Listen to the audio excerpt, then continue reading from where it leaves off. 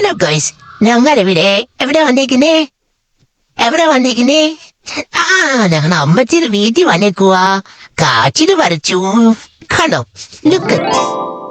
പിന്നെ ഞങ്ങൾ കപ്പങ്ങ വരച്ചു കണ്ടോ. ആ, ചുറ്റുപാടുകൾ കാണുവാൻ നിരു. ഇതാണ് ഞങ്ങളുടെ നിരു ഫോണിന് വേണ്ടി ഇങ്ങനെ അമ്മാനെ മരുന്നു. പപ്പാനെ കാണണോ? ഇതാണ് ഞങ്ങളുടെ പപ്പ എന്നെ എടുക്കാൻ വന്നതാ.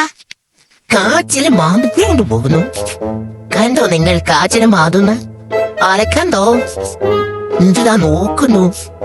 നോക്കുന്നോ നെടുക്കുട്ടി?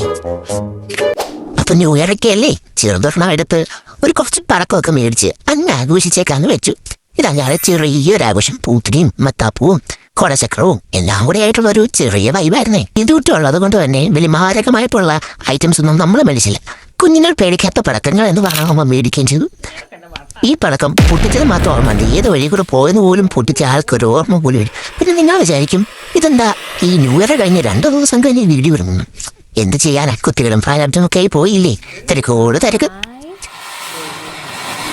അപ്പൊ ഗൈസ്, ഞങ്ങളുടെ കുഞ്ഞുവ്ളോഗെന്ന് പറഞ്ഞാൽ ഇത്രയൊക്കെ ഉള്ളൂ. നീതുവിന്റെ ആദ്യത്തെ ഒരു ന്യൂ ഇയർ ആയതുകൊണ്ട് ചെറിയ രീതി ഒന്ന് പോലും തട്ടിയെടുത്താന്നൊന്ന് വിചാരിച്ചു. ഞങ്ങളെ മാത്രമാണെങ്കിൽ ഇതും കാണത്തില്ല. അപ്പം ഇതൊക്കെയാണ് ഞങ്ങളുടെ ചെറിയൊരു ന്യൂ ഇയർ എന്ന് പറഞ്ഞാൽ. ന്യൂ ഇയർ റെസൊല്യൂഷൻ ഒന്നും ഇല്ലാട്ടോ. നമ്മളെ നല്ല പിള്ളേരായതുകൊണ്ട് നമുക്ക് പ്രത്യേകിച്ച് നന്നാവേണ്ട കാര്യങ്ങളൊന്നും ഇല്ലല്ലോ. ചെയ്ത് അങ്ങനെ. അപ്പം എല്ലാവർക്കും പുതുവത്സര ആശംസകൾ നേർന്നുകൊണ്ട് ഞങ്ങളുടെ ഈ കുഞ്ഞു വ്ളോഗിന് അവസാനിപ്പിക്കുന്നു. ടാറ്റാ.